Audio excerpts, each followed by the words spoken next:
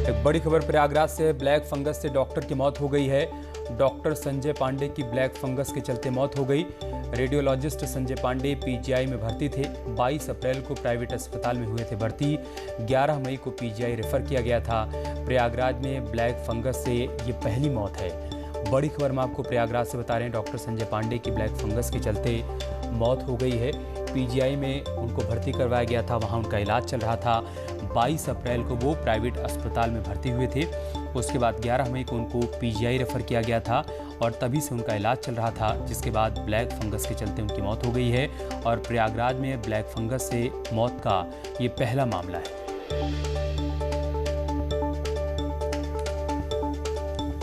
तो black fungus से मौत के मामले तेजी से बढ़ रहे हैं। इसी कड़ी में प्रयागराज से ब्लैक फंगस से जान जाने का एक पहला मामला सामने आया है। डॉक्टर की मौत हो गई है ब्लैक फंगस के चलते। कोविड पॉजिटिव थे डॉक्टर संजय पांडे। एक निजी अस्पताल में 22 अप्रैल को भर्ती हुए थे। उसके बाद उनको पीजीआई रेफर किया गया था और यहाँ इलाज के दौरान उनका निधन हो गया। प्रयागराज से हमारे सहयोगी सर्वेश हमारे साथ जुड़ चुके हैं। सर्वेश, क्या जानकारी है आपके पास? देखिए, कोरोना के बाद अब ब्लैक फंगस की नई बीमारी एक समस्या बनी हुई है। पहली मौत डॉक्टर संजय पांडे रेडियोलॉजिस्ट थे, शहर के प्रतिष्ठित चिकित्सक थे, यहाँ पर रिपोर्ट हुई है और कल उनकी संजय पीजीआई में इलाज के दौरान मौत हो गई है। 11 मई को वहां उन्हें भर्ती कराया गया था। संक्रमित होने के बाद पहले 22 अप्रैल को प्रयागराज के निजी अस्पताल में भर्ती थे, जहाँ तो उसके बाद एसजी पीजीआई लखनऊ रेफर किया गया था और वहीं पर उनकी मौत हो गई है। चिकित्सकों में उनकी मौत के बाद और ब्लैक फंगस से प्रयागराज में डॉक्टर संजय पांडे की पहली मौत बताई जा रही है। जी शुक्रिया आपका हमारे साथ जुड़ने के लिए, जानकारी हम तक पहुंचाने के लिए।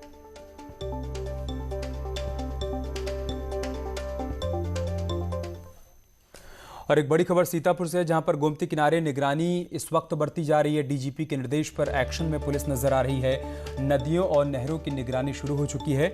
गोमती नदी में गश्त कर रही है पुलिस। नदी में नाव से भी पुलिस की तरफ से गश्त की जा रही है। शव बहाने से रोकने के लिए यहाँ पर निगरानी बढ़ा दी गई है। सीतापुर से खबर हम आपको बता रहे हैं, जहाँ पर गोमती किनारे निगरानी बढ़ा दी गई है। डीजीपी के निर्देश का असर दिख रहा है, पुलिस एक्शन में दिख रही है। नदियों और नहरों की निगरानी शुरू हो चुकी है। गोमती नदी में पुलिस इस वक्त गश्त कर रही है। नाव के सहारे पुलिस गश्त करती हुई नजर आई। शव बहाने से रोकने के लिए यहाँ पर निगरानी बढ़ा दी गई है। तो लगातार ऐसी तस्वीरें सामने आ रही थी, जहां पर लोग शवों को नदियों में बहा रहे थे, जिसके बाद डीजीपी की तरफ से निर्देश जारी किया गया तमाम जिलों के कप्तानों को कि नदियों के किनारे घाटों पर पेट्रोलिंग बढ़ा दी जाए। और उसी का असर देखने को मिल रहा है सीतापुर में भी, जहां पर गोमती के किनारे पुलिस टीमें गश्त करती हुई नजर आई हैं। नाव के जरिए भी यहाँ पर गश्त की जा रही है। जो लोग यहाँ पर शव लेकर पहुँच रहे हैं उनको समझाया जा रहा है कि वो शव फेंकने के बजाय या दफनाने के बजाय उसका दाह संस्कार करें। और इसी के चलते तमाम नदियों के किनारे पुलिस टीमों को तैनात किया गया है। ये तस्वीरें आप सीतापुर के देख पा रहे हैं, जहां पर पुलिस टीमें नाव के जरिए गश्त करती हुई नजर आ रही हैं। गोमती नदी और साथ ही नहर के किनारों पर पुलिस टीमों को तैनात किया गया है। पेट्रोलिंग बढ़ाई गई है ताकि कोविड से अगर किसी की जान जाती है तो उसके शव को लोग लाकर नदियों में या फिर तालाबों में या फिर नहर में प्रवाहित ना करने पाएँ। लिहाजा पुलिस टीमों की गश्त यहाँ पर बढ़ाई गई है। साथ ही साथ लोगों से भी अपील की जा रही है कि वो शवों का दाह संस्कार करें विधि विधान पूर्वक।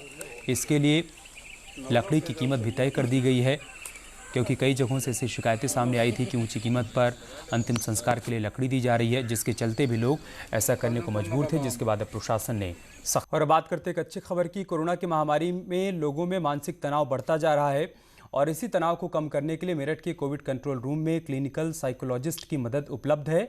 अगर आप कोरोना के भय से परेशान हैं तो मनोवैज्ञानिक सलाह के जरिए आप फिर से खुशियां बटोर सकते हैं।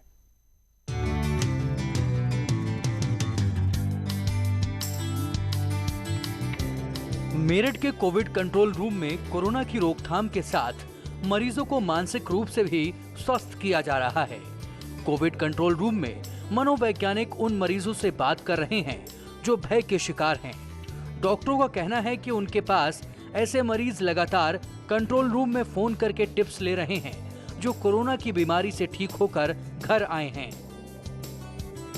जो लोग ऑलरेडी कोविड सर्वाइवर हैं उनके तो मानसिक स्वास्थ्य पर बहुत ही गहरा प्रभाव पड़ा है, तो उन लोगों के लिए हम सिर्फ इतनी सलाह देना चाहेंगे कि पहले तो सबसे पहली बात है वो सकारात्मक रहें, क्योंकि अगर आप रिसर्च को देखें तो इम्यूनिटी पावर और सकारात्मकता के बीच में बहुत बड़ा एक कोरिलेशन पाया गया है, यानी कि अगर आप मानसिक रूप से स्वस्थ हैं तो आपका इम्यून सिस्टम बेहतर काम करेगा।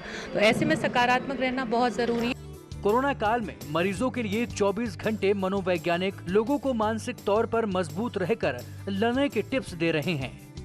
हम भी आप लोगों के साथ कनेक्टेड रहें, तो बात कोरोना की ना करें, बात अच्छी चीज़ों की करें, बात पॉजिटिव चीज़ों की करें। ऐसे में हमने जो देखा है कि लोग कोरोना पे ही फोकस हो रहे हैं और इस डर और इस दहशत में वो ये भूल गए कि उनकी ज़िंदगी में और कितनी सारी खुशियाँ, कितनी सारी अच्छी चीज़ें हो रही हैं, तो उनको वो इग्नोर कर रहे हैं। तो मेरी उनसे यही अपील है, उन सब चीज़ों को बिल्कुल इग्नोर ना करें। और ये जो समय है, ये समय क्रिएटिविटी का समय है। डॉक्टर्स के मुताबिक इस बीमारी से लड़ने में हौसले की ज्यादा जरूरत होती है, इसलिए डाइट के साथ एक्सरसाइज पर ध्यान देने की जरूरत है।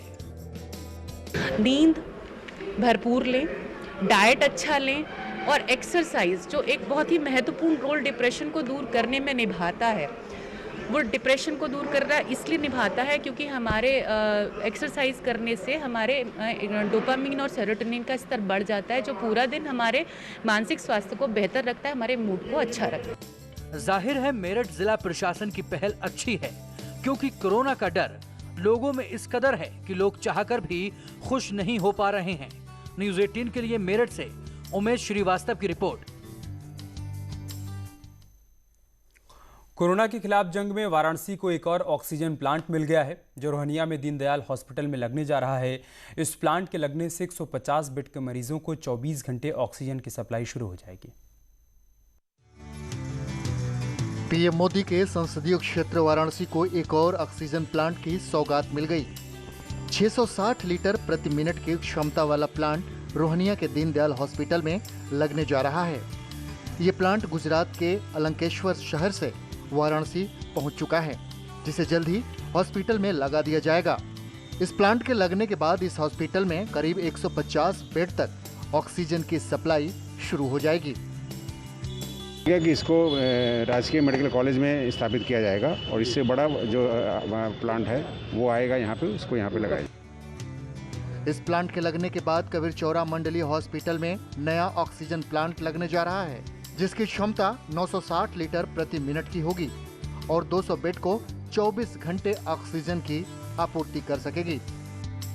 इसी महीने दूसरे प्लांट की भी आने की संभावना है, जिससे अस्पताल के MCH विंग को ऑक्सीजन की सप्लाई होगी। बहरहाल गुजरात से आए इस प्लांट को 1 से 2 दिन में स्थापित कर दिया जाएगा। ये 40 nm cube per hour, okay. और ये प्लांट अभी PG आयुर्वेदिक कॉलेज है, वहाँ इंस्टॉल होने जा रहा है। इस नए प्लांट के बाद वाराणसी के अस्पतालों में 3 ऑक्सीजन प्लांट हो जाएंगे। ऐसा पहली बार हो रहा है कि वाराणसी के 2 बड़े सरकारी अस्पताल अपने मरीजों के लिए ऑक्सीजन सेवा देने के लिए आत्मनिर्भर होंगे। न्यूज़ 18 के लिए वाराणसी से रवि पांडे की रिपोर्ट।